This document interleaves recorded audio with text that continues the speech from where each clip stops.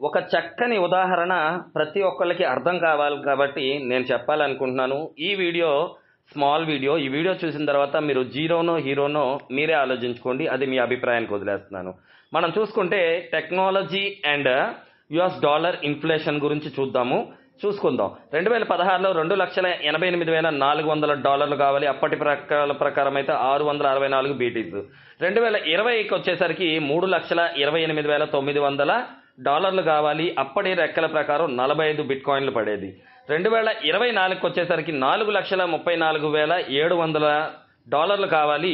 6.6 BTC. అంటే technology, blockchain technology adoption పెరిగింది, bitcoin యొక్క వాల్యూ పెరిగింది.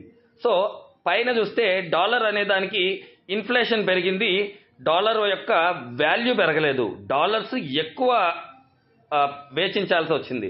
ఇక్కడ ఆన్పాసిలో ఉన్న ఫౌండర్స్ అంతా ఎందుకు అదృష్టవంతులు అంటే ఇక్కడ మనకి బిట్ కాయిన్స్ ఇవ్వట్లేదు, మనకి డాలర్స్ ఇవ్వట్లేదు. మనకి ఈక్వల్ టు డాలర్ని మనం క్యాలిక్యులేషన్ చేసుకున్నాం. బికాస్ ఎందుకంటే ఒక గ్లోబల్ కరెన్సీగా గుర్తింపు ఉంది కాబట్టి.